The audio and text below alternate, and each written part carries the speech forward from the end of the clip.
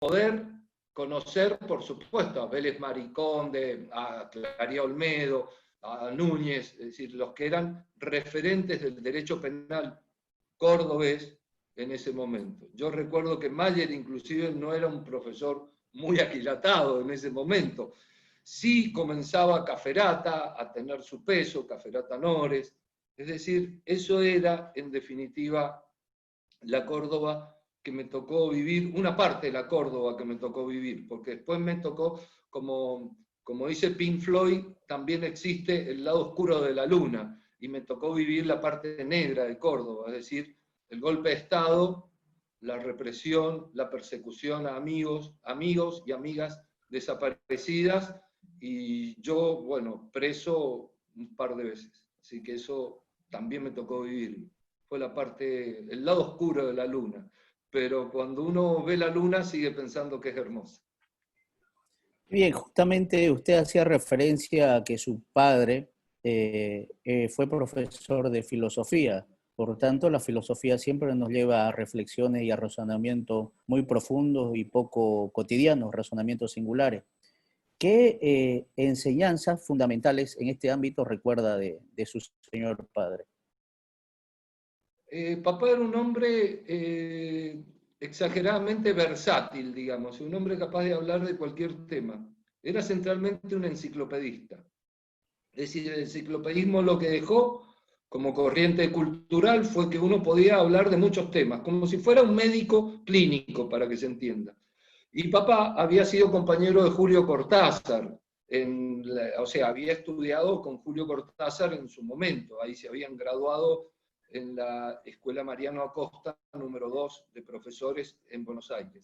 Así que mi padre centralmente lo que me dejó era muchísima honestidad, porque él, bueno, me voy a poner un poco mal, pero cuando yo fui a buscar las cosas de mi papá, porque en el último tiempo estaba en una casa, y me tocó ir a buscar las cosas de mi padre, puse todas las cosas en una valija.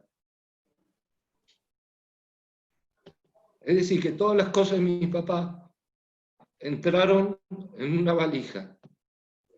Y yo dije, qué grande este tipo, qué grande, o sea, cómo dejó mucho las cosas materiales y se aferró a la docencia, al servir y nada más.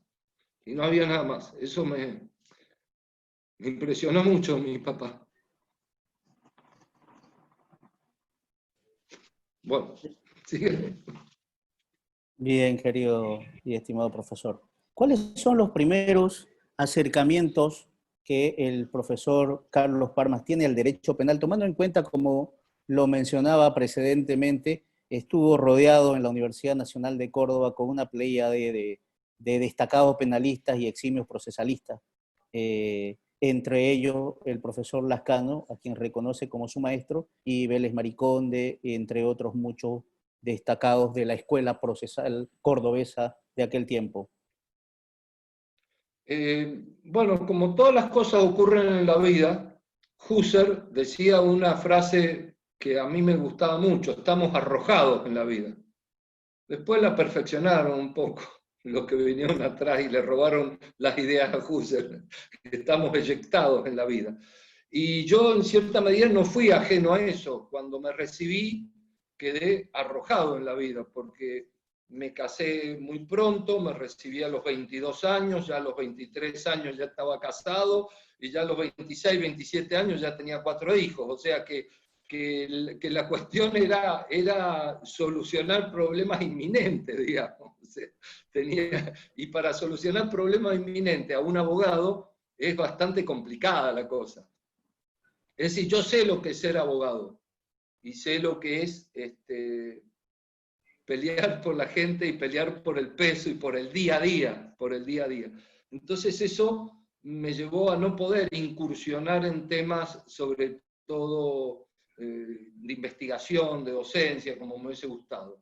Y ahí pasé más o menos unos 16 años, sí, dando clase un poco para mantenerme, pero tener un sueldo y una mutual también, pero dando clase porque era lo mío y lo que yo sentía como... hasta que, bueno, después de muchos años de abogado, entré en la justicia y ahí empecé como otro camino, digamos. La gente que me influenció muchísimo eh, a nivel... eh, a nivel, digamos, que, como dicen los chicos, que te comió la cabeza, y había un personaje que le comía la cabeza a cualquiera, que era Zaffaroni, porque Zaffaroni era muy under, muy distinto. Entonces, Zaffaroni era el distinto, y eso hacía que muchos vayamos ahí, pero no se podía ir mucho porque tampoco era de la escuela cordobesa, entonces había un lío ahí como para pulir. Pero cuando yo, digamos, salgo a la superficie y empiezo con el derecho penal, que podría así identificarse a fines de los 80 y a principios de los 90, empiezo con mucha fuerza, con mucha fuerza. Entonces empiezo a tomar contacto con profesores de otros países y empiezo a viajar mucho. Empiezo a viajar mucho, empiezo a ser como muy requerido por varios países, por varios centros estudiantiles, y ahí empieza una gran construcción de un personaje también.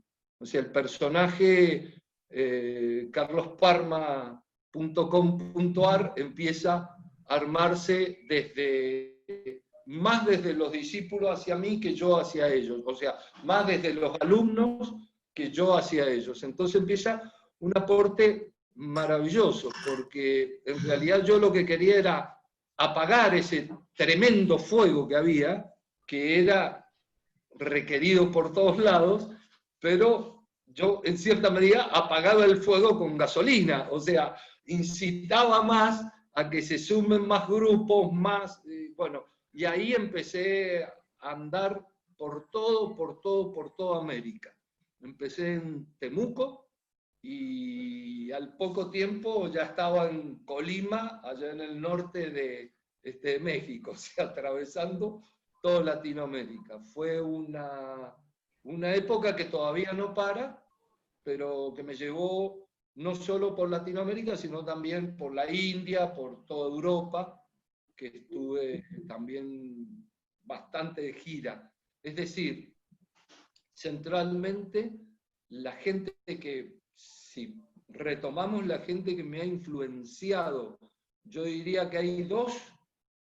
Por supuesto que hay que sacar al maestro, ¿no? Que es Carlos Lascano. Yo siempre tomo a Carlos Lascano como un ejemplo porque lo veo in totum, o sea, lo veo como un ejemplo de persona, como un ejemplo de amistad, como un ejemplo de profesor, de docente, o sea, lo veo muy integralmente a Lascano, pero sí me influenció mucho mis viajes, que fueron muchos con Zaffaroni, por toda Latinoamérica, y me marcó mucho también Bacigalupo, con quien hice una amistad muy profunda, muy marcada, de mucho tiempo.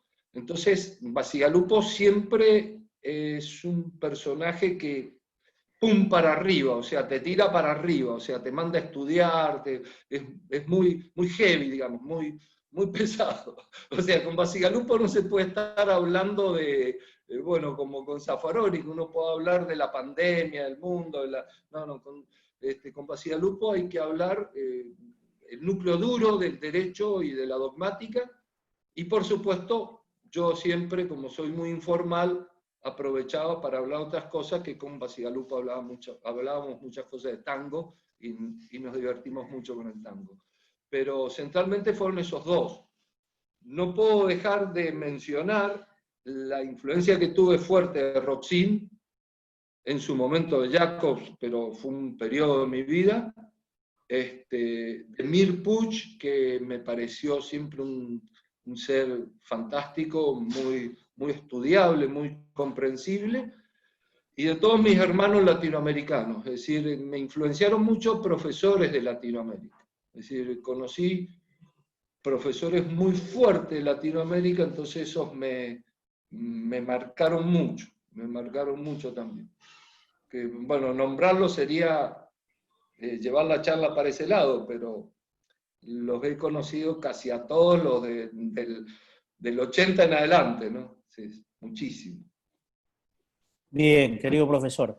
Ahora quiero adentrarme un poco más a la literatura jurídico-penal que ha desarrollado desde que escribió aquel primer libro que tuve el privilegio de tener, que es La Tentativa, hace ya muchísimos años atrás, ¿no? Hace muchos lustros.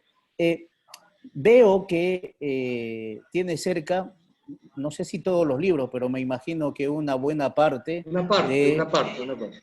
de todos aquellos. ¿Cuántos libros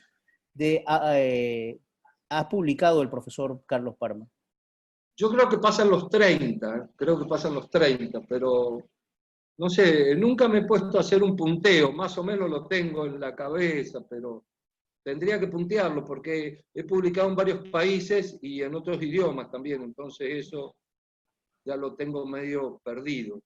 Pero calculo que unos 30 o pasamos los 30. Este año lo vamos a pasar seguro.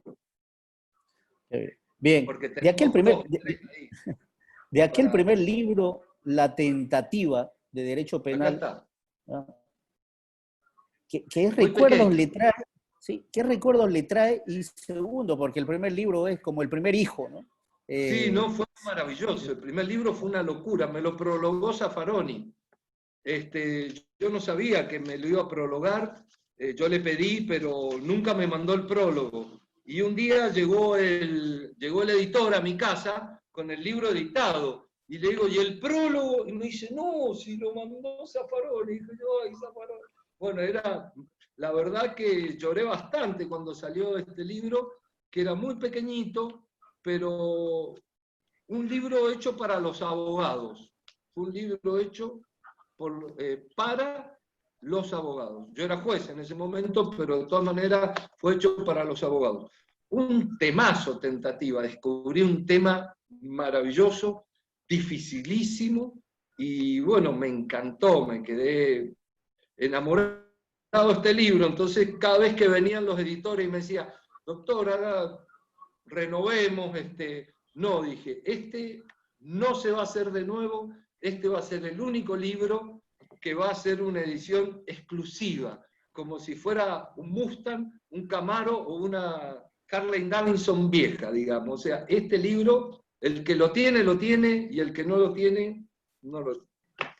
Es decir, tiene una sola edición y yo lo recomiendo muchísimo, está buenísimo. Tiene mucho, está escrito con mucho afecto, con mucho amor.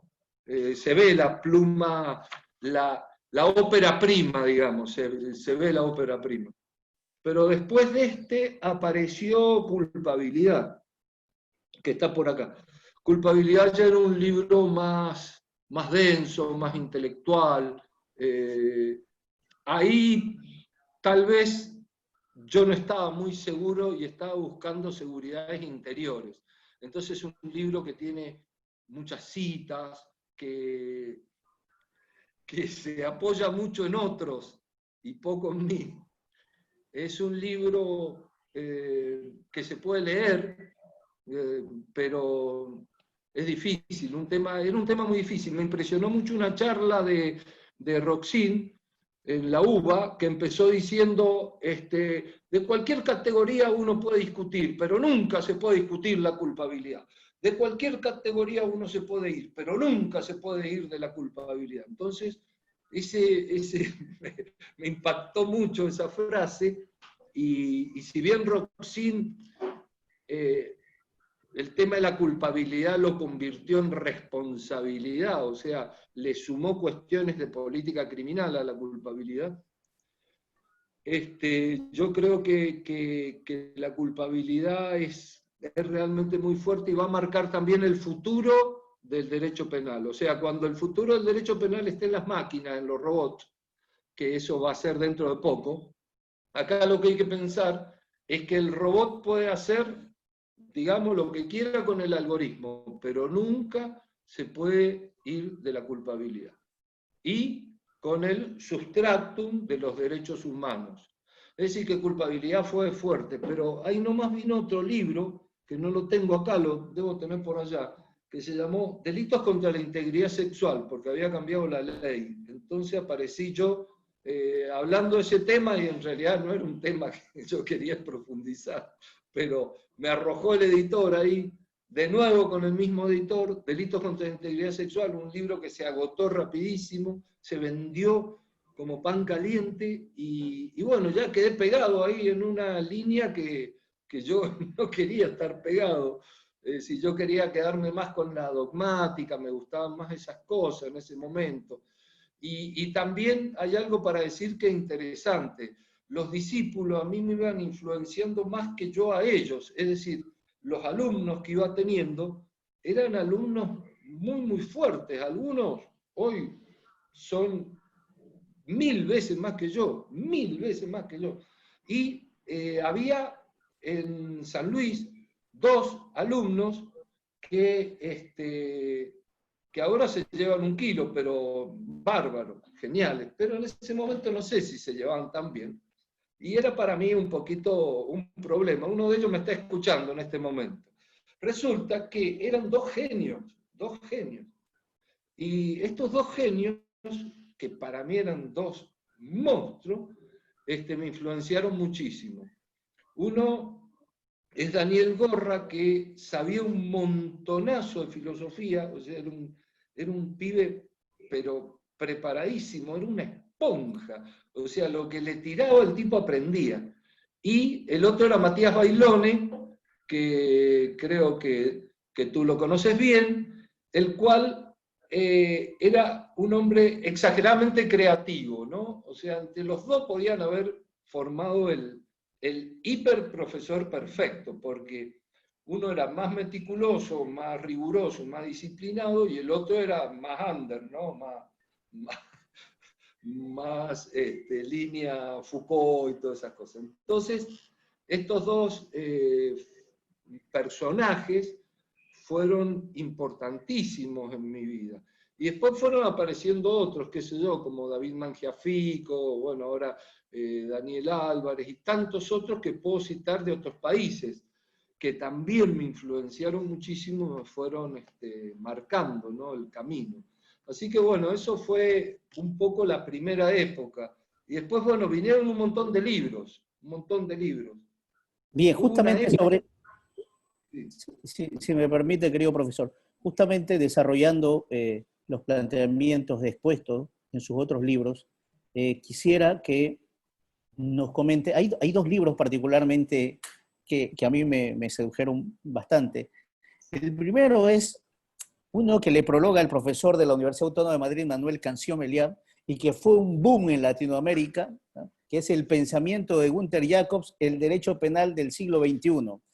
Y otra edición, si la memoria no me falla, fue en Perú, Roxin versus Jacobs, ¿quién es el enemigo en el derecho penal?, ¿no?, con un título así demasiado sugestivo y sugerente. Bien, ¿qué recuerdos le trae esos libros que en realidad Parma por aquel tiempo estaba en la cúspide de este pensamiento que produjo tanta bibliografía jurídico-penal, ¿no? Bueno, yo soy un hombre que tengo no sé si una virtud o un error. Yo me enamoro fácil, me enamoro muy fácil. No me peleo con nadie, pero me enamoro facilísimo. Y en ese momento me enamoraba de lo primero que pasaba, digamos, si le veía luz. Si yo veía luz, yo decía, bueno, hay que ir atrás de esa luz.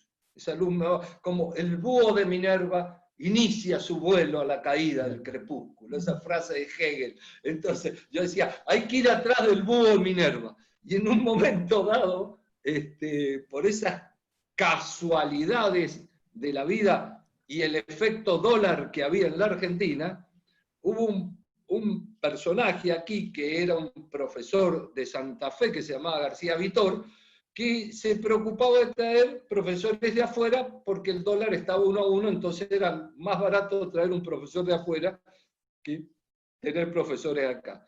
Entonces aparece Günter Jacobs, que viene de una gira por primera vez bajando de Colombia. Y viene acompañado de Cancio Meliá. Después, pienso yo que Polaino es mucho más referente que Cancio Meliá. Pero convengamos que en ese momento el referente, por lo menos el que él mostraba en Latinoamérica, era Cancio Meliá.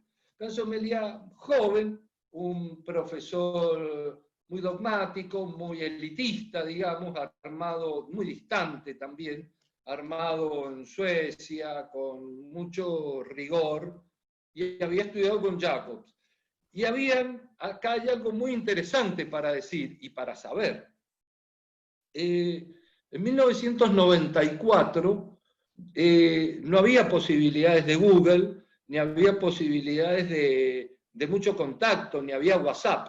Entonces, yo tengo un amigo que iba a estar en Europa en ese momento, 1993, perdón, sí, 93, iba a estar en Europa. Entonces le dije, mira, andate por Marcial Pons en Madrid y tráeme el libro que más se haya vendido, el último, digamos, la última novedad, lo que más se haya vendido. Mi amigo se llama Carlos Castro. Entonces, él fue y me trajo La imputación objetiva de Jacobs, de Marcial Pons, que decía con prólogo de Cancio Meliá. En realidad, Jacobs escribía un pedacito y Cancio Meliá escribe todo esto. Es una barbaridad, ha sido una presentación larguísima de la imputación objetiva. Entonces, bueno, me puse a leer a Jacobs y claro, era dificilísimo, era otro paradigma, otra cosa. Había que pegar un salto sideral en la cabeza, irse de muchos valores de la culpabilidad, irse a la prevención general positiva, irse a la competencia, irse a Luhmann. Yo no entendía bien quién era este personaje que, habiendo estado con Belzel, ahora renunciaba a toda esa línea finalista y se convertía en una zeta de Kant, por ejemplo. Entonces, y se convertía en un hegeliano y también negaba a otros sociólogos que también podrían estar afinados con él, es decir, un hombre complejo. Y bueno, y me puse a estudiar a Jacobs y aparecí convirtiéndome en un jacobsiano.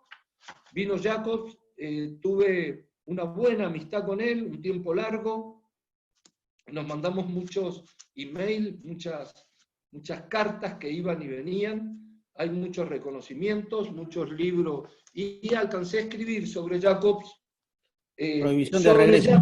directamente 2 libros, y después escribí muchos artículos sobre Jacobs, y después escribí ya sobre ese Jacobs del derecho penal del enemigo, ya un poco criticándolo a Jacobs. O sea, un día abjuré de Jacobs y me fui. Eso fue en Guayaquil en el año 2005. Pero este libro, El pensamiento de Günter Jacobs, es interesantísimo tenerlo presente, porque me contó Polaino que Jacobs se desprendió de todos sus libros prácticamente y se quedó con unos poquitos libros. Y entonces su biblioteca, una vez que él se jubiló, quedó muy pequeñita. Pero entre los libros que él se guardó estaba este. Y a mí me emocionó mucho lo que me dijo, es decir, El pensamiento de Günter Jacobs, mi libro. Yo en realidad acá lo que hago es un panegírico de Jacobs, o sea, hablo muy bien de Jacobs, lo pongo en un nivel superlativo, como pensador, como filósofo, todo, y me pareció, no sé, en ese momento yo era como un fan de Jacobs, así que estuvo bueno porque en realidad es como si alguien le escribiese una novia, ¿no? Es decir, escribió unas cosas hermosas sobre Jacobs. Pero este libro me llevó a un conflicto enorme que era el tema de la imputación objetiva. Entonces, cuando me llegó a la imputación objetiva, que yo había empezado por ahí, por la imputación objetiva, era una cosa muy complicada la imputación objetiva en Jacobs. Entonces, para hacer una síntesis, empecé un libro que se llama La prohibición de regreso, que es este libro, Prohibición de regreso en Gunther Jacobs,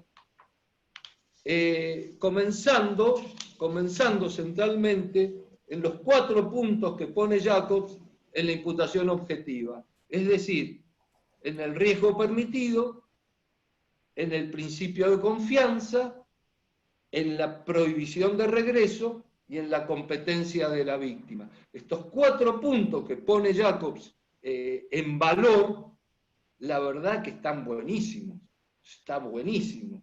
Y el riesgo permitido como un estado normal de interacción, la competencia de la víctima que indica, por supuesto, los supuestos en los que el sujeto debe adaptarse al contexto concreto, ¿cierto? Porque la competencia fija el rol centralmente, como bien enseña Polaino, el principio de confianza, que esto a mí me parecía maravilloso, yo lo había estudiado en Derecho Civil, nosotros acá teníamos una norma en Argentina que se había modificado en el año 1968, entonces hablaba de este principio de confianza que había que tener, entonces el principio de confianza que me parece extraordinario, y por supuesto la prohibición de regreso, que Jacob también con una frase de esta, porque Jacob es muy provocador, ¿no? Entonces tira frases así a lo boom, al knockout, decía, no todo es asunto de todos, o sea, no todo es cuestión de todos,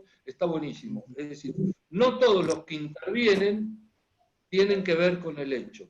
Así que bueno, ahí estuve con Jacobs hasta el año más o menos 2005, que me separé definitivamente, fue una separación un poco traumática, me separé definitivamente de él en Guayaquil, en una conferencia que yo di, que se llamaba El enemigo del derecho penal del enemigo. Entonces ahí un poco, no sé si lo de él era provocador, me parece que lo mío también era muy provocador. Así que me imagino que él se puede haber disgustado en su momento, en hecho, o no. El asunto es que no lo vi más y no incursioné mucho más en tema de Jacobs. Yo ya había tomado cartas por Roxin, porque con Roxin tuve un encuentro personal muy fuerte en el año 1998 en España, con el cual anduve muchísimo con él, y bueno, con él, con Muñoz Conde, bueno, con todo ese grupo del sur, ¿no? Terradillos.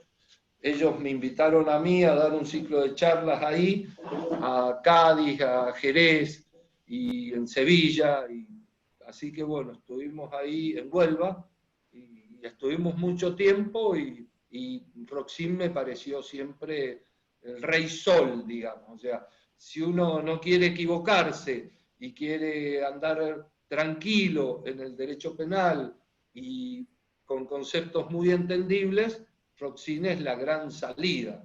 O sea, yo siempre pensé que en el laberinto de la dogmática jurídico-penal,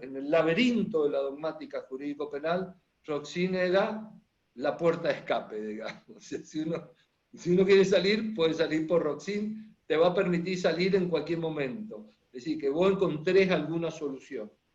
Y lo más adaptable que me pareció al sistema iberoamericano de Roxin fue Mir Puig. Entonces, con Mir Puig también fui, bueno, muy amigo, digamos, o sea, muy buena onda, y me pareció fantástico, fantástico. Perfecto, perfecto, querido profesor. A ver, luego retomamos la dialéctica de los libros que ha escrito posterior a los citados, o anterior a los citados, perdón. ¿Cuál es la importancia, tomando en cuenta que usted no solo es un académico, científico que teoriza sobre derecho penal, sino también a la vez es administrador de justicia penal? ¿Cuál es la importancia que el profesor Carlos Parmas le da a la teoría del delito en la administración de justicia penal en concreto?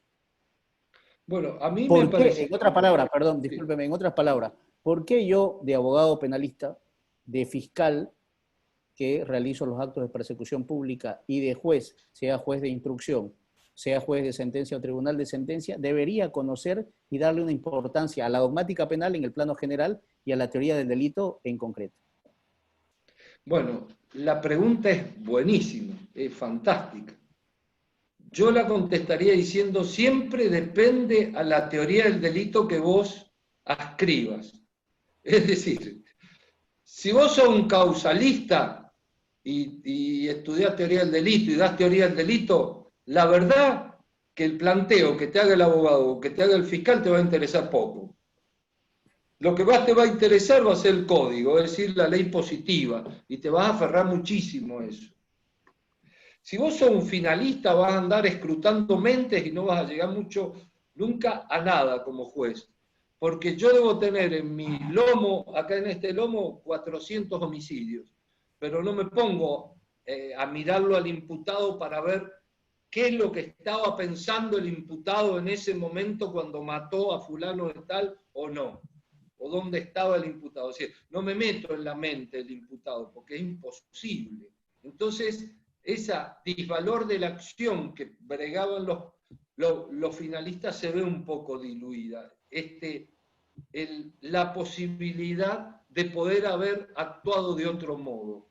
Sí, pero es que los seres humanos tienen casi 100.000 millones de neuronas y se conectan sus sinapsis 1000 veces cada una de ellas. O sea, esos trillones, miles de trillones de neuronas que vienen reseteadas desde los genes, desde lo genético, que pasan por el ambioma, por la cultura, que a su vez pasan por la experiencia, y además sabemos que son neuronas plásticas que cambian. ¿Cómo yo voy a decirle que él podía haber actuado de otro modo? O sea, ¿con qué certeza se lo puedo decir? Entonces me pareció siempre que también eso no era una buena respuesta exacta. Era muy linda para la dogmática, la idea de reproche, pero no era muy linda. Entonces, claro, como dije recién, si uno encuentra a Roxin, encuentra la salida de los laberintos. Como Roxin dice, sí, la teoría del delito, bueno, vamos a agarrar un libro de la teoría del delito. Sí, la teoría del delito está bien. Vamos a agarrar este que es versión Bolivia. Ya que Con prólogo mío. Tenemos muchos peruanos acá, así que tenemos versión Perú, versión de varios lados, Colombia. Claro, cuando yo digo, bueno, sí, teoría del delito, pero teoría del delito mirando qué. Acá viene la gran pregunta, Roxy. Teoría del delito mirando la pena.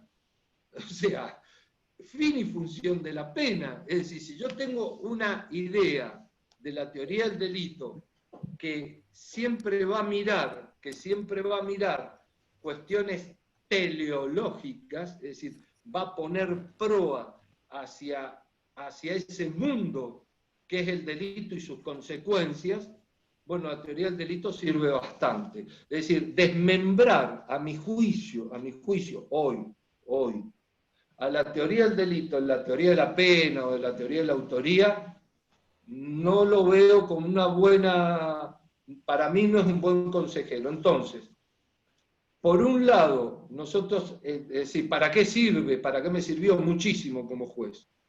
Porque también me permitió, en el caso concreto, y me permite, en este momento tengo una gran discusión con uno de mis colegas, el otro no, en la Cámara, sobre la aplicación de un artículo o de otro. Entonces, yo digo, bueno, pero vale la pena. Profesor Parma, ¿me escucha? Sí, perfectamente. No, ¿Se ha no lo escucho, cortado? ¿no? Se cortó el audio. ¿Se cortó el audio? No sé por qué no sé si me están escuchando. Un minuto se cortó el audio. Pero quienes están del otro lado y los veo en la pantalla me dicen que me están escuchando. ¿Sí? Sí, lo escucho bien. Sí, perfectamente. Bueno.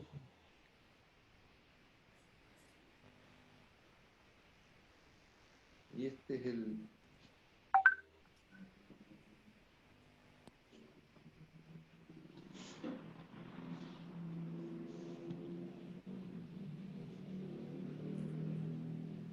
Acá estamos con Daniel Gorra para que vean que es posible un mundo mejor mirando al futuro. No se olviden de comprar. Bueno, pero con Daniel tenemos otros compromisos de escribir, así que no nos vamos a quedar con esto simplemente.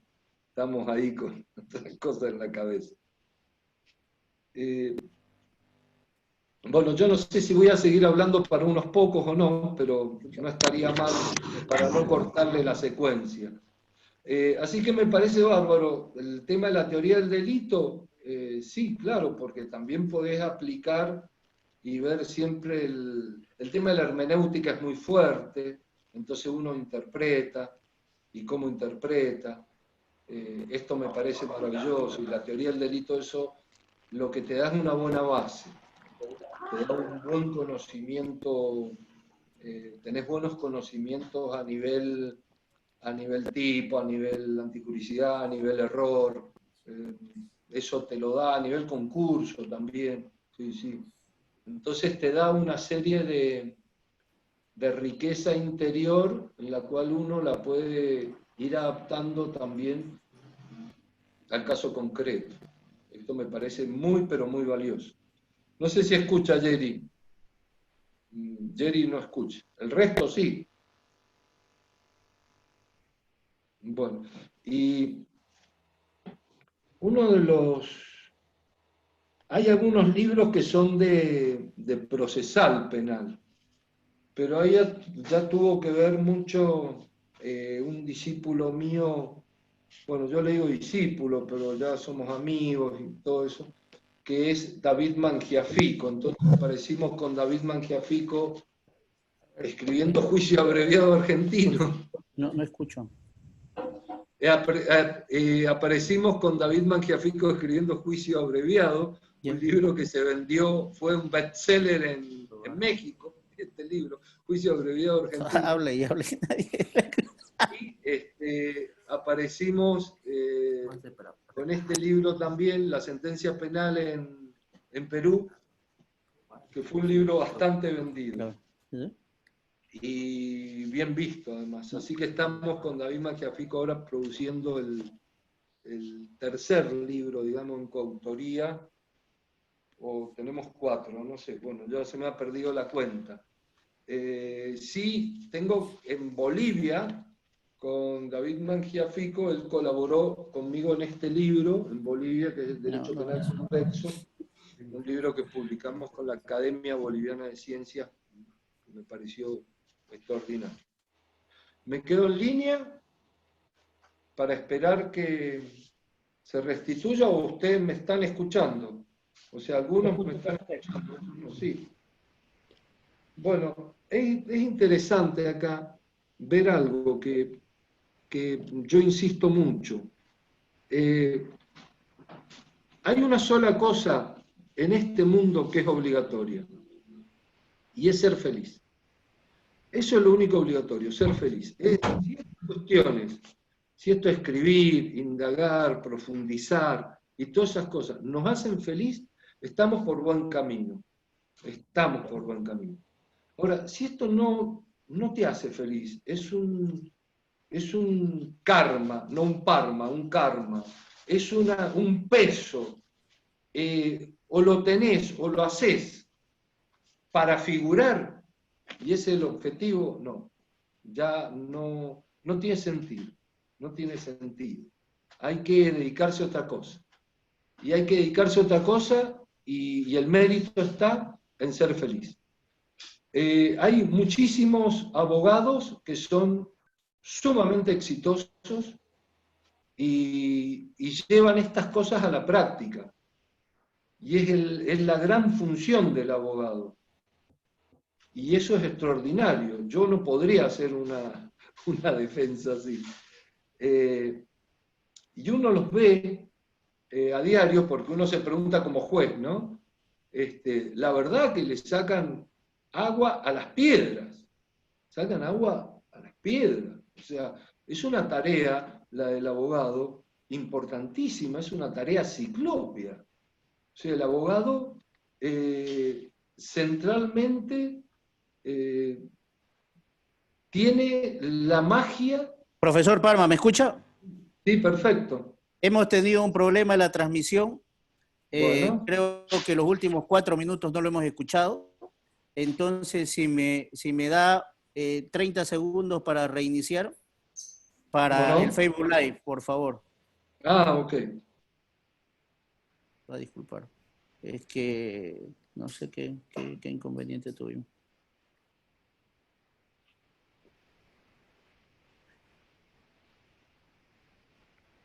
Video en vivo.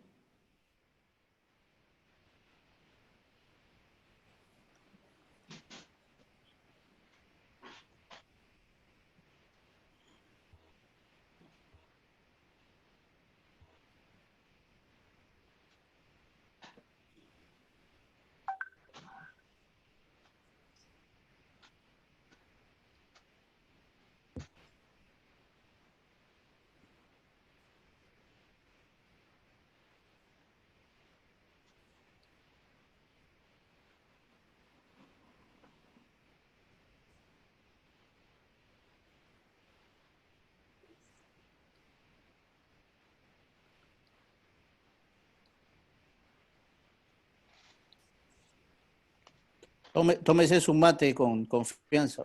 No, está bien. Estamos.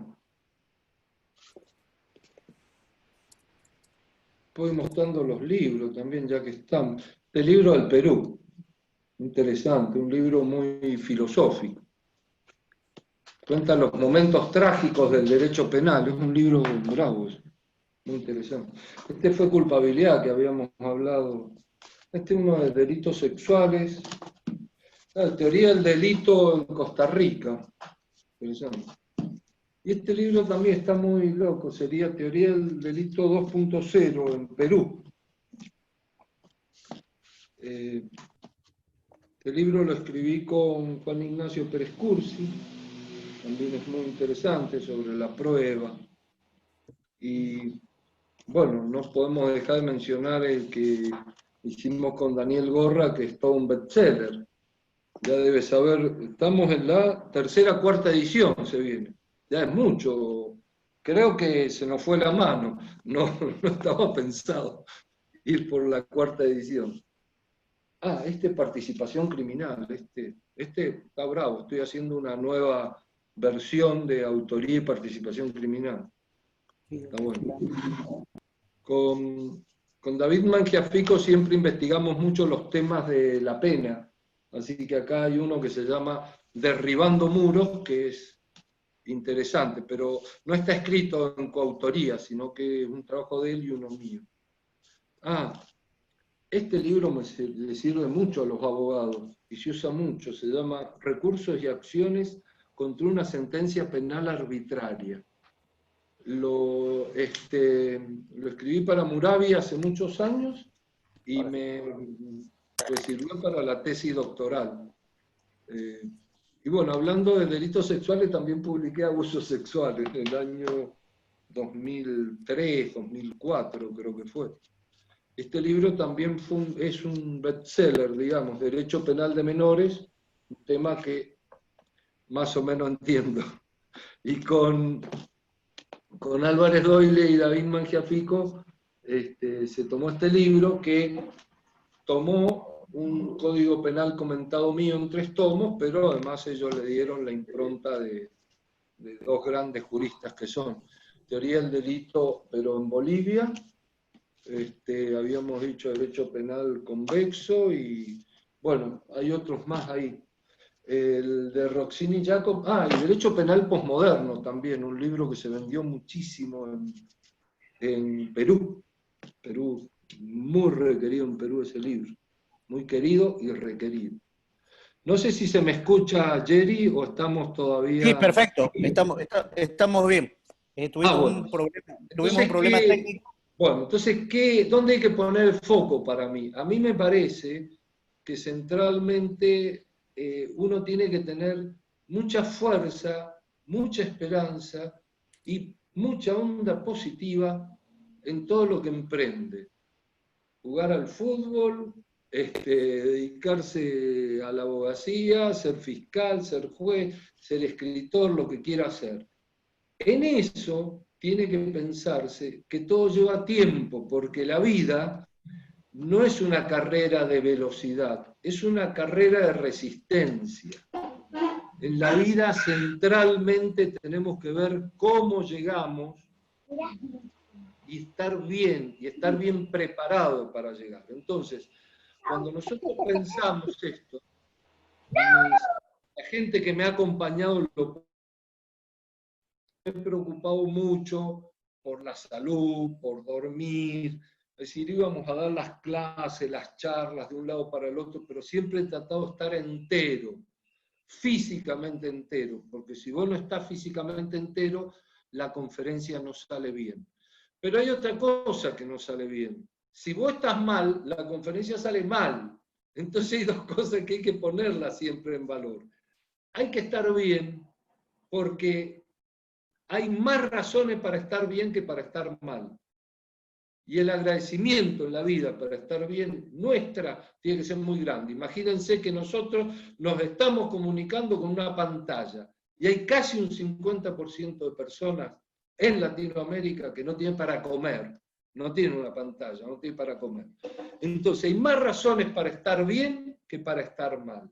Por otro lado, hay que pensar siempre que todos los días es bueno ponerle algo en la alcancía de la vida. Alguna lectura, algún conocimiento, alguna frase que te enriquezca, algún alimento sano. Es decir, siempre poner una moneda en la alcancía que somos nosotros de la vida. Y eso hace, les puedo asegurar, hay veces que yo he ido por distintas ciudades y he dado 2 o 3 conferencias en el día. Pero para eso hay que estar preparado de la cabeza y del físico. Entonces, me parece muy útil saber que la vida es una carrera de resistencia y no una carrera de velocidad. Y acá, con esto me parece que hay que cerrar un concepto. Uno puede elegir ser un roble o ser un zapallo. Un roble tarda 30 años en crecer. Un zapallo tarda 3 meses. En la vida uno puede elegir lo que quiera. Ser un roble o ser un zapallo. Fíjense en ustedes a qué voy. Voy a que nada en la vida le llega a uno como si fuera regalado. Yo siempre digo, uso una frase de Roxin, no hay rayo en tiempo sereno. Es decir, tratar de que las condiciones que nosotros podemos poner, las ponemos. Y así han dado por la vida. Tratar de ser bueno, generoso. En definitiva, el rebote cósmico siempre está. Es decir, los idus de marzo no eran malos, eran buenos. El que lo hace malo es Shakespeare. Es decir, los idus de marzo siempre te van a acompañar como bondad si vos de alguna manera sos una persona que pone las condiciones para que todo se pueda dar. Es decir, la probabilidad es muy alta para que te vaya bien. Y si uno es generoso, con eso sobra para andar por la vida, me parece. Perfecto. Profesor Parma, vamos 1 hora de entrevista y creo que las preguntas continúan. Usted tiene un libro publicado en Ara Editores titulado Derecho Penal Postmoderno, hace también mucho tiempo, donde pues teoriza y desarrolla los planteamientos del futuro del derecho penal, criticando obviamente en alguna parte el derecho penal del enemigo. Tomando en cuenta ese título muy sugerente de derecho penal postmoderno, lo que quería preguntarle es ¿qué se viene ex post coronavirus para el derecho penal y fundamentalmente para el sistema social, para la humanidad, dado que usted es un pensador muy agudo, no solo en el ámbito jurídico penal? Buenísima pregunta, extraordinaria. Usted sabe que cuando empezó este mundo occidental, ocurrió 500 años antes de Cristo, cuando los griegos atenienses le ganan a los persas en la batalla de Maratón.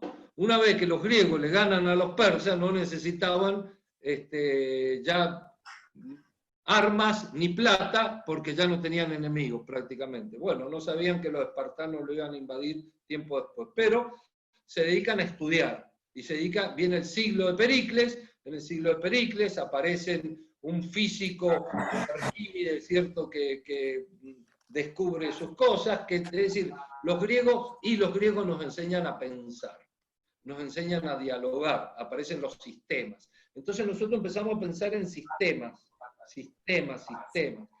Abandonan los griegos las emociones de los oráculos y se meten en los sistemas filosóficos, la lógica, la dialéctica, lo que ustedes quieran. Y pensamos así hasta el iluminismo. Cuando viene el iluminismo, eso se potencializa. Entonces lo que pensamos todo razón, y la era de la razón. Cuando viene el siglo XXI, es decir, este siglo y estos problemas de ahora, ya la convocatoria en el derecho, viene por dos lados, o por el lado del género, o por el lado del medio ambiente. Es decir, si vos matás un quirquincho en la Patagonia, aparece en los diarios de Rumania y en Bulgaria, y en donde se te ocurre, y en la televisión de Pakistán. Es decir, la mediatización, la viralización, se hizo sensible en dos temas, en el género y en el medio ambiente. Estos son los temas sensibles.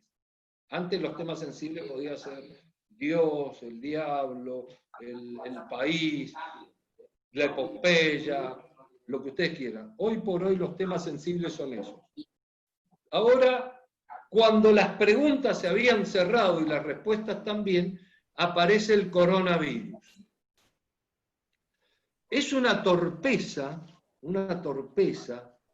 absoluta creer que este tema tiene antecedentes.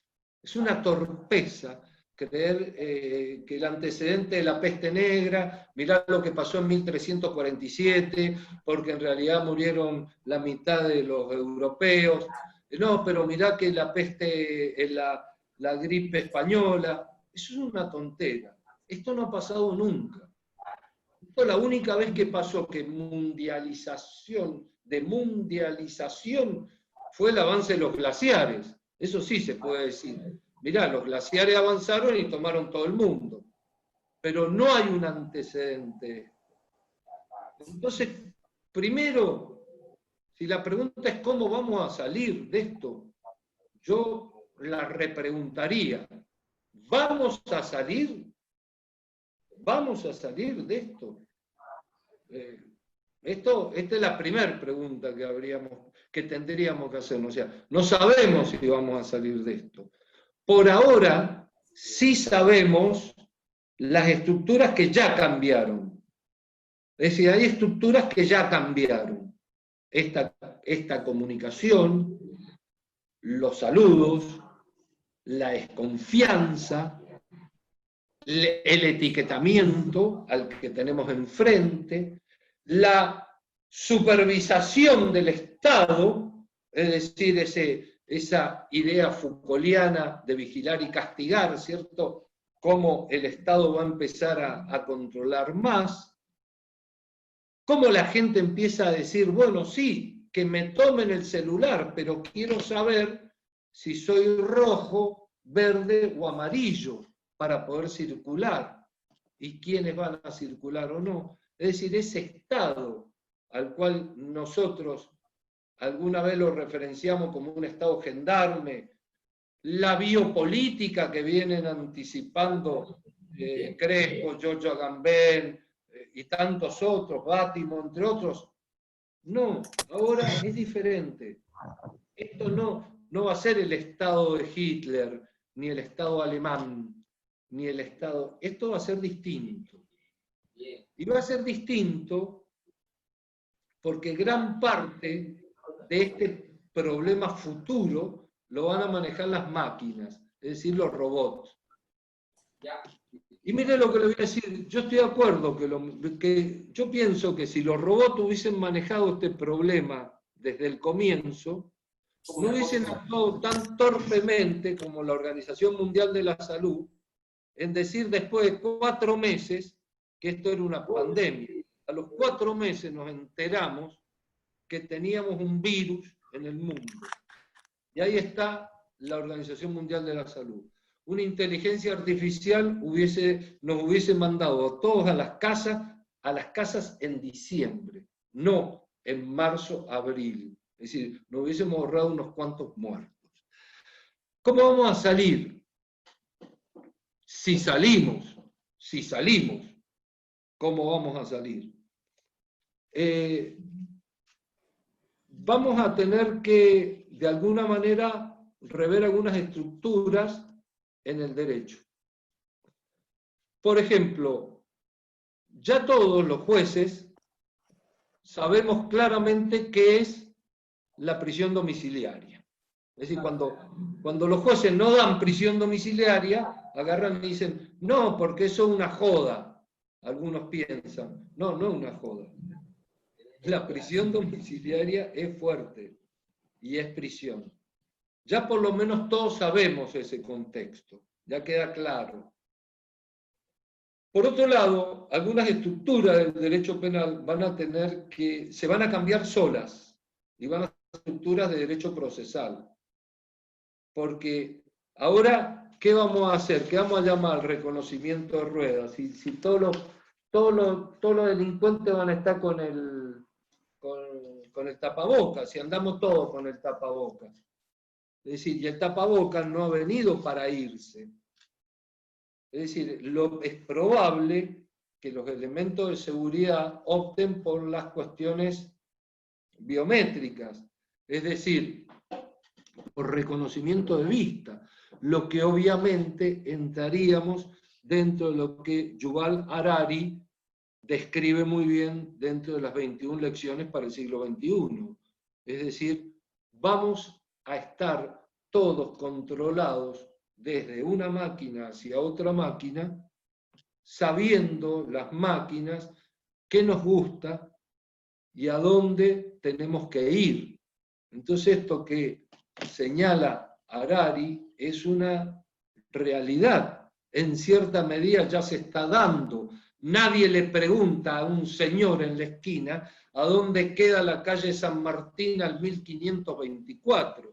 Lo pone en Google y una señora desde Google le va diciendo y lo va llevando hasta San Martín 1324. Y uno confía más en el buscador que en el señor de la esquina, que le puede dar la indicación. Es decir, estamos abandonando prácticas y las vamos a abandonar aún más. ¿Saldrá un hombre mejor o un hombre peor? Esta es la gran pregunta. La gran pregunta es esa, pero los hombres en los momentos difíciles, ¿quién dijo que sacan lo mejor? Sacan lo peor. Es decir, cuando la cosa aprieta, es fácil recordar la leyenda del anillo de Giges de Platón. Allí Platón dice que si vos sos invisible, no hacés cosas buenas, tendés a hacer cosas malas. Total, nadie te va a alcanzar, ni nadie se va a preocupar por vos, ni nada, porque vos sos invisible. Entonces, en la medida que estos poderes económicos permanezcan invisibles, como están, van a hacer cosas malas, o sea, van a hundir más a los países. Si el 3% de la población, yo diría, perdón, el 1% de la población mundial tiene el 99% de la plata que hay en el mundo, ¿qué van a entregar la plata? Se van a transformar en caritativos. Mire, y con esto termino. Hay una película que yo recomiendo mucho, que se llama Parásitos, y ganó el Oscar. Esta película es tremenda, porque en realidad también lo que demuestra es que la idea de clase, de rico y pobre, de Marx, no sirve. O sea, sirven más cuestiones emotivas y cuestiones de neurociencia a la hora de tomar una decisión y no una cuestión de clase. Y además enseña algo. Los pobres se adaptan a ser ricos en un minuto. Pero los ricos no se adaptan a ser pobres. Es decir, los ricos no van a ser pobres. Van a pisar cuanta cabeza esté a mano para poder conservar y aumentar aún más los miles y miles y miles que tienen. Y las máquinas van a responder al sistema financiero. Es decir, no se puede esperar mágicamente que después de esto venga una sede mundial y se junte y diga, che, seamos más buenos, ayudemos a los pobres. Yo creo que acá va a venir un replanteo fuerte y una contradicción. Es decir, esta idea de Hegel se va a ahondar más, se va a hacer más noche después de esto. Y después de esa noche, el búho de Minerva. Creo que centralmente el derecho va a tener muchos esquemas para decir, van a cambiar las opiniones de prueba, van a cambiar los medios de prueba, los juicios se van a hacer así, todos los juicios, todo eso va a cambiar. Todo eso va a cambiar muchísimo. Nos vamos a dar cuenta que el Poder Judicial es como una cuestión burocrática muy pesada, o sea que el 60, el 70% de las personas que están ahí ya no van a tener función, se va a poder manejar la cosa así, ya no van a tener sentido tantos empleados, ni en las legislaturas, ni en los... Es decir, esto de alguna manera va a impactar muy fuertemente, me parece. Bien, querido profesor. Volviendo a su actividad jurisdiccional, había manifestado que usted en todo este tránsito de su proyección y de su vida académica ha sabido combinar perfectamente la teoría y la práctica. Es más, siendo autoridad, como creo que en la actualidad lo es juez de cámara todavía, ¿cierto o no? Sí, sí. Sí. Siendo autoridad jurisdiccional, se ha sacado tiempo no solo para dar conferencias por toda Latinoamérica y el mundo, sino fundamentalmente le ha robado tiempo a la familia, a la señora Nora en particular, y fundamentalmente ha desarrollado teóricamente y ha escrito bastantes libros en ese orden. En ese orden de cosas, ¿qué consejos le daría a los abogados, a los fiscales y a los jueces, que de una u otra manera somos parte de este sistema penal, para combinar la teoría con la práctica? Bueno, a los abogados tengo mucho para decirles, que me parece importante. Yo lo daba cuando enseñaba en primer año, es probable que algunos de los que están ahí me hayan tenido de alumno, hayan sido yo alumno. Miren, acá hay que saber el juez. Es decir, el mensaje está no en lo que el emisor dice, sino en lo que el receptor entiende.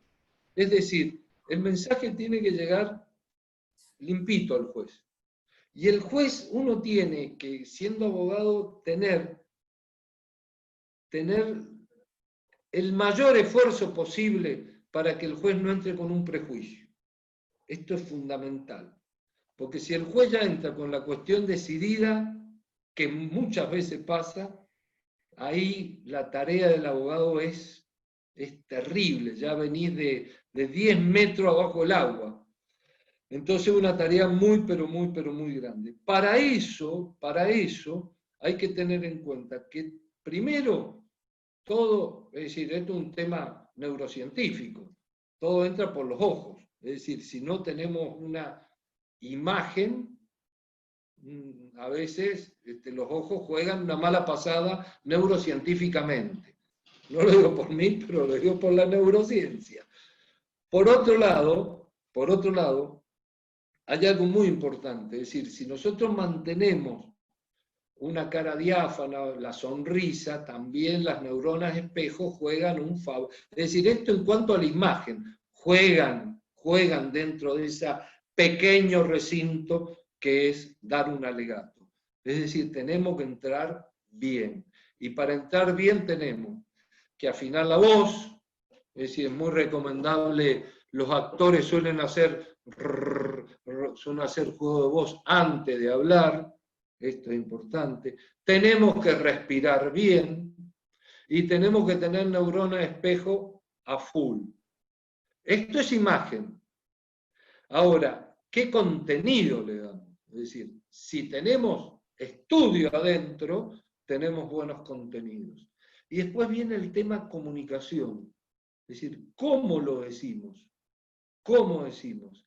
Y cuando nosotros decimos cómo decimos, este cómo decimos tiene dos puntos que son letales, que son la estrategia de entrada y la estrategia de salida. En el medio tiene que haber un núcleo duro de idea que le tiene que quedar al juez.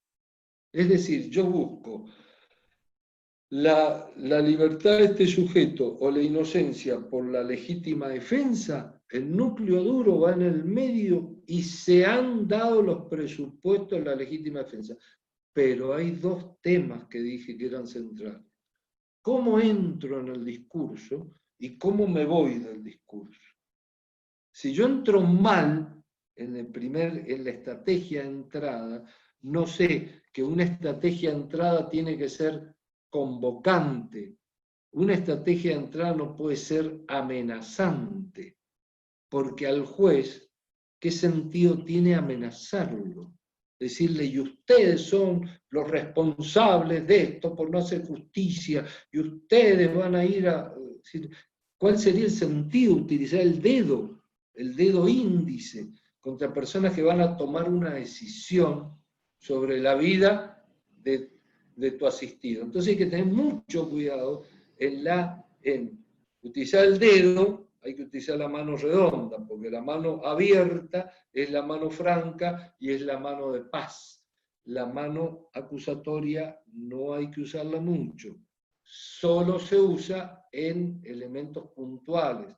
No se dirijan con el dedo a los jueces, no es un buen indicador, no es un buen indicador de comunicación. Entonces, cuando yo ingreso en la estrategia de entrada, el abogado tiene que saber que es ahí donde está la clave y la llave que abre todas las puertas. Porque en base a eso, ¿lo van a escuchar bien o lo van a escuchar mal? ¿Lo van a escuchar bien predispuesto o lo van a escuchar mal predispuesto? No nos equivoquemos ahí. Y cuando nos vamos, tengo dos cosas para decirle. Generalmente, la gente se queda con esa última impresión. Esa última impresión del discurso es muy fuerte. Entonces queda en los oídos, queda sellado, como dirían algunos filósofos, queda sellado en la cabeza ese último mensaje. Entonces eso tiene que estar bien. Y una cosa que los abogados abusan es pedir la inocencia o la libertad de su cliente, de su asistido, y si no es así, dice, que se le imponga la pena mínima en subsidio. Se produce ahí una contradicción, porque el otro que está escuchando dice, bueno, a este le da lo mismo. Fíjate lo que dijo. Le da lo mismo que le pongamos 50 años o la mínima. Y bueno, pongámosle la mínima, o pongámosle 8, que es en vez de 4, o 6. En realidad esto queda, a mi juicio, como un discurso ambivalente, un discurso que no se ve bien. Sería distinto si yo digo antes, yo podría pedir la mínima como pedirle clemencia, pero estoy tan seguro de la inocencia. Entonces ya el peso emocional es distinto sobre la persona que vamos a dirigir el discurso. A los fiscales no tengo nada que decirles, porque yo con los fiscales me llevé bien humanamente, pero no tuve nunca fui fiscal, no tengo la onda de fiscal, no sé, porque para ser fiscal tenés que ser acusador, tenés que ser más riguroso, y yo esa vía nunca la incursioné. Sí fui abogado, mucho tiempo, y puse todo mi corazón arriba de cada alegato. mi padre, que era profesor de oratoria, entre otras cosas, me solía decir, siempre que hables, nunca dejes de hablar con el corazón. En realidad lo que me quería decir es que me emocione. Y eso era importante, porque eso se transmite también. Y me parece bueno decírselo al abogado. A los jueces no tengo nada para decirle, porque los jueces son compartimientos estancos. Cada juez se cree un mini dios, a veces, en el mundo de la justicia, y ese rol, uno tiene que pelear todos los días contra ese rol y tiene que combatirlo. O sea, todos los días cuando vos te levantás, tenés que decir, no soy un mini dios, no soy Superman, no soy perfecto, y bregar por esa humildad que debe tener un buen jurista. Pero es inevitable, porque el juez hay una cuestión ahí medio embromada. Así que bueno, esa sería la síntesis. Bueno, querido profesor, el año 2005 yo estaba en el segundo o tercer año de la carrera de Derecho y desde Santa Cruz de la Sierra, Bolivia, pues me había trasladado en ómnibus hasta Guayaquil, Ecuador. Y allí, con unos años menos, había un profesor, Carlos Parma, que a la postre dio una conferencia y dio unos consejos. Voy a reproducir los consejos para los estudiantes latinoamericanos. Esos consejos se traducían que había 3 cosas ineludibles, inexorables que un estudiante de derecho latinoamericano tendría que tener en su mochila. La primera era la Constitución y los tratados internacionales. La segunda era una estampita de Simón Bolívar. Y la tercera cuestión, no menos importante, era un libro de Zaffaroni, cualquiera, para reproducirlo casi memorísticamente aquella inolvidable conferencia. Hoy, 15 años después, con un profesor, Carlos Parma, mucho más robustecido intelectualmente, ¿cuál sería o cuáles serían los consejos para los estudiantes de Derecho latinoamericanos? Es que me parece fantástico eso. Me parece que debo haber estado borracho, o vaya a saber, o drogado, como para llegar a tanta sabiduría. La verdad que está buenísimo, no lo cambiaría ni así, porque eso tiene todos los condimentos. O sea, estás con los derechos humanos, estás con la Constitución, sos un latinoamericano a full con el sentido fuerte de Bolívar que nos enseñó cuando se refería a los españoles. Bolívar decía, ellos no son tan grandes, nosotros los vemos grandes porque nosotros estamos de rodillas. Es decir, tenemos que ponernos de pie. Y si hay algo que en Bolívar yo admiré, es que siempre estuvo de pie. Y su gente que lo acompañó, Sucre, San Martín y tantos otros, siempre estuvieron de pie. Y eso a mí me parece maravilloso. Y el tercer punto, el tener un libro de Zaffaroni, y si no, ¿cómo vamos a soñar? Si no tenemos a Zaffaroni, es como vivir sin utopía. O sea, echémosle a esta vida un poco de sal dando vuelta, porque si no, no vamos a tener utopías. Un día, miren lo que le voy a contar. Estábamos en Cajamarca y íbamos con Zaffaroni en un taxi que iba andando el taxi a 5 kilómetros por hora, es decir, no podía avanzar por la cantidad de gente que había en un mercado. O sea, había un mercado muy, muy pobre y nosotros lo estábamos atravesando.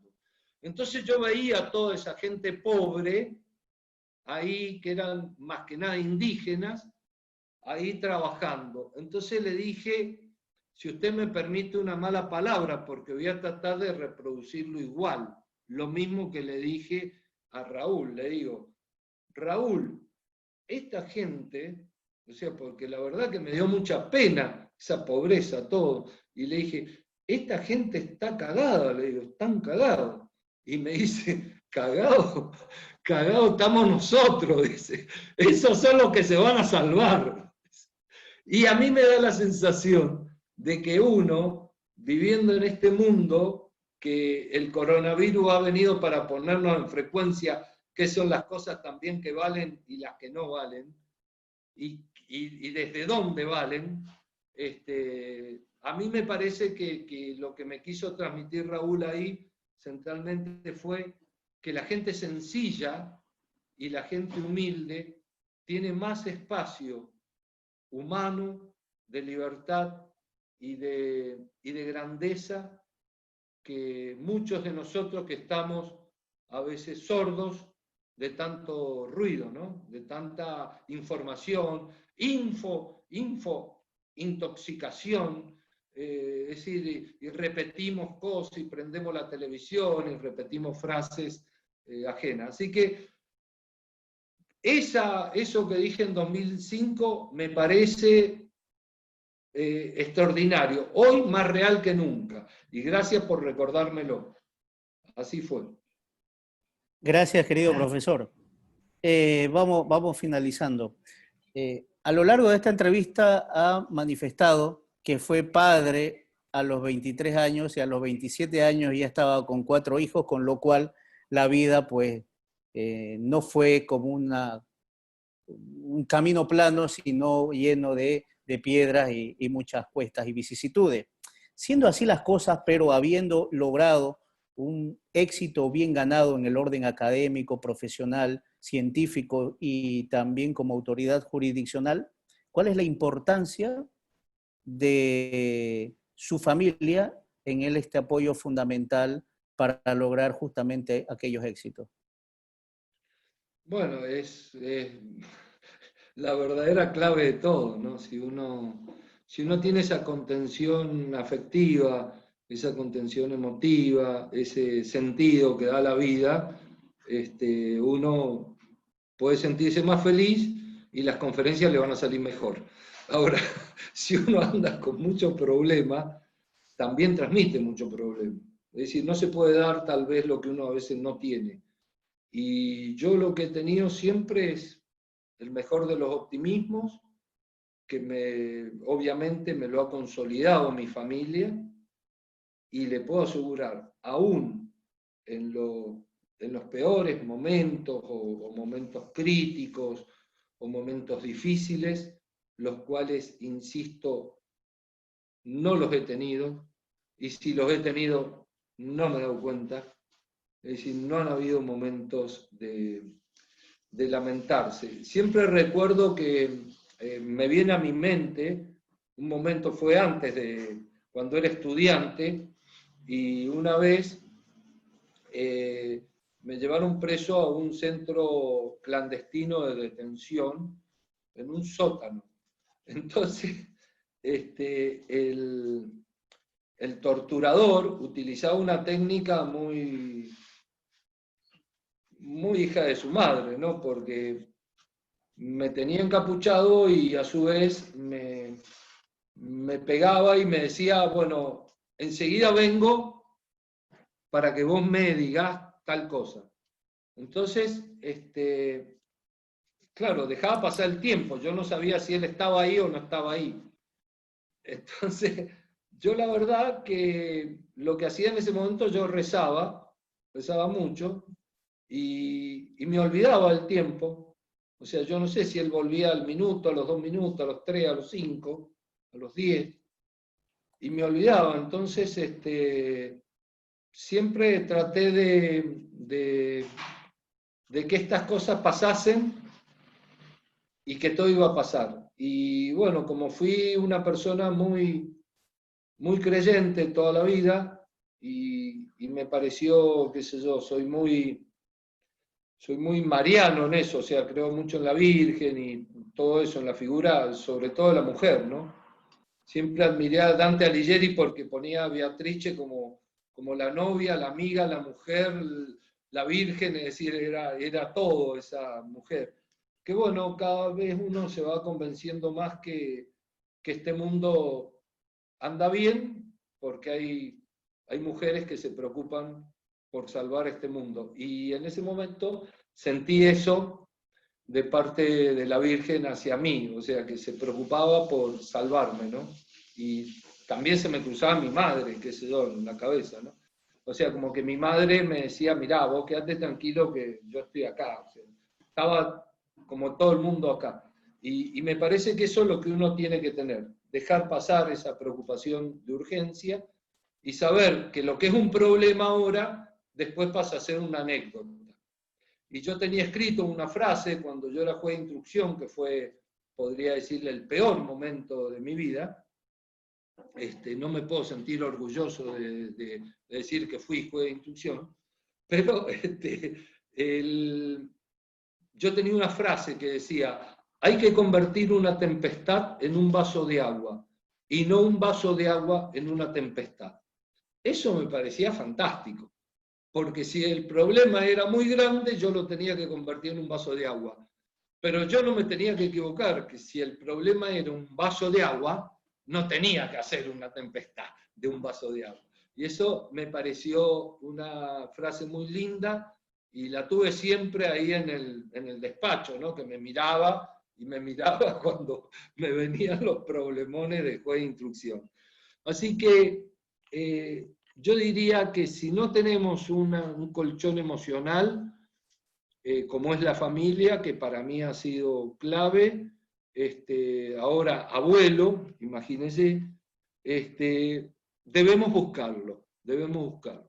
Siempre puede haber, si no hay una persona, un árbol, un animalito, una piedra que nos motive a ser mejores y que nos acompañe en esta vida y la sintamos al lado nuestro. Bien, querido profesor, antes de hacerle la última pregunta, y dado que esto va a quedar grabado para la eternidad, y justamente ese era uno de los cometidos de insistirle e instigarle tanto para que acceda a esta entrevista, yo me quiero sincerar y pues agradecerle. Y además debo recordar que allá por el año 2007, yo estaba en cuarto año de Derecho, recibo por aquel tiempo, nos comunicábamos vía email, y usted tenía una famosa página web, la www.carlosparma.com.ar, ¿cierto? Y una universidad de La Paz le había invitado a dictar un módulo en un máster de Derecho Penal, que era la sentencia y los recursos, que a la posteriormente usted publica un libro sobre la sentencia justamente y los recursos en Editorial Hammurabi. Y allí recibo el correo y usted me dice que me traslade desde Santa Cruz a La Paz porque yo, un jovenzuelo de cuarto año de Derecho, quería que pues le ayude en el módulo y que particularmente dicte una clase sobre recursos constitucionales. Posteriormente salimos de dictar clases, esto era por la noche, nos fuimos a cenar y ahí sí recuerdo, pero de memoria, algo que pues me marcó y que me dijo, que esa noche usted pagaba la cena, pero que posteriormente y en un par de años, cuando sea un abogado medianamente prestigioso y seguramente un reconocido académico, yo le iba a invitar una cena o algún almuerzo. Creo que ya le he invitado un par de almuerzos y un par de cenas y viceversa. Yo lo que quería es agradecerle, porque es de bien parido ser agradecido, es por haberme inspirado a ser mejor persona, a apasionarme justamente por este maravilloso desafío que es el derecho penal, la teoría del delito, la dogmática penal, la criminología y la política criminal. Y quiero que lo sepa, que mi aprecio y mi respeto es infinito. Bueno, muchas gracias, Jerry. Yo esas palabras tuyas me vuelvo a emocionar, me joden porque no quiero emocionarme, pero no hay forma de no emocionarse cuando uno te escucha. Sí decirte que yo siempre apunto para adelante y aspiro que todo el mundo sea mejor. Y para que el mundo sea mejor, nosotros tenemos que ser mejores. Entonces, a mí me parece que en el caso tuyo tenés una gran misión. Tal vez, seguramente la has descubierto o deberías volvértela a preguntar. Hace poco tiempo se fue de Bolivia Villamor Lucía, dejó un espacio muy grande que no se va a poder llenar fácilmente porque fue uno de los grandes profesores de Latinoamérica un hombre maravilloso. Y hay otras personas que también te han acompañado, Blas Aramayo, entre otros, y tantos otros. Yo creo que vos tenés una gran misión para cumplir, que es poner a Bolivia de pie en Latinoamérica, en el contexto de los grandes, y solo se va a poder hacer con la mano generosa. Siempre hay que andar con las manos abiertas, no esperar nada inmediato ni nada material, porque el cosmos se encarga de devolverle a uno el triple de lo que uno da. Y esas palabras tuyas confirman esto, que siempre hay un mundo mejor y que hay un cosmos que ordena todas las cosas. Así que estoy muy agradecido que me hayas dado esta oportunidad, y porque sé también que hay mucha gente por las redes que anda dando vuelta, y a quien le mando un abrazo muy grande. Siempre he dicho que el profesor Parma llega a donde los aviones no llegan, es decir, he ido a pueblos que hemos llegado a dar las conferencias a pie, no en auto, a pie, a dar las conferencias, como en Cañar, recuerdo, a casi 4.500 metros de altura en Ecuador, y tantos otros lugares donde hemos ido a pie a dar las conferencias. Gracias a todos los que han estado del otro lado, y insisto en esta idea: un mundo mejor es posible, hagámoslo cierto, vamos para allá. Bien, Gracias. ahora sí, la última pregunta. Con esta pues nos vamos a despedir de toda la gente que en toda Latinoamérica y en otras partes del mundo nos está siguiendo.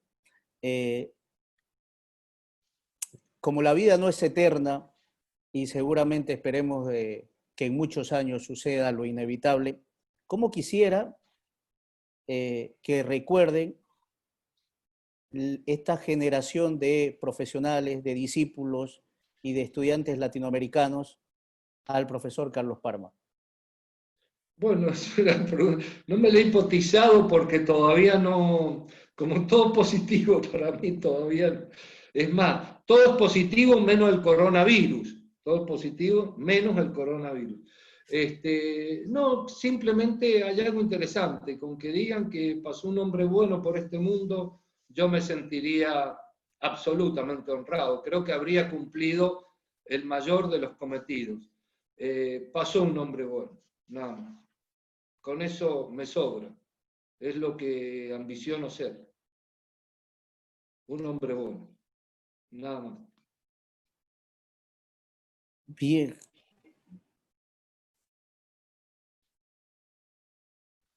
Veo que hay preguntas. Bien, querido profesor. Ahora sí vamos. Hemos concluido la entrevista. No sé si gustaría acceder a las preguntas No o estaría mal quedamos. una o dos y vamos cerrando, si le parece. Elija usted la que le Perfecto, parezca más conveniente. Ya hemos perfecto, cansado mucho a la gente, me parece. perfecto. Ahora sí las elijo. Tengo un Tú la perro que me elijo. está acompañando, lo vamos a mostrar porque también quiere salir en escena. Ahí está. Para que vean que hay que romper un poco. No, no todo es dogmática.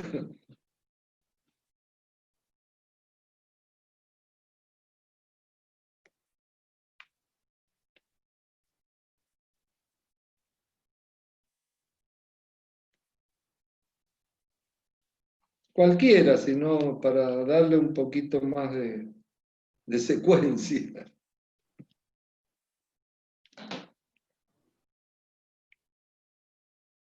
Bolivia me ha dado mucho, pero me ha costado un poquito Bolivia, porque es muy alto. Entonces, digamos que a veces no me he sentido muy bien, pero no por la gente, por la altura, es muy alto, tiene lugares muy altos. Bien, Y querido bueno, profesor. sí. Las dos preguntas que he visto van relacionadas a, justamente a todo el desarrollo que ha tenido a lo largo de la exposición. Creo que la entrevista la vamos a guardar en YouTube, luego le pasaré el link. Y de mi parte estoy cordial y totalmente agradecido, querido profesor, por todo su tiempo. Hemos ya cerrado la transmisión en vivo en Facebook Live y ha sido pues manifiestamente importante porque se han conectado muchísimas personas. Ha causado mucha expectativa como siempre. Y solo queda de mi parte agradecerle por su desprendimiento, su generosidad y por todo este tiempo. Han sido exactamente casi 2 horas que hemos estado conversando, ¿no?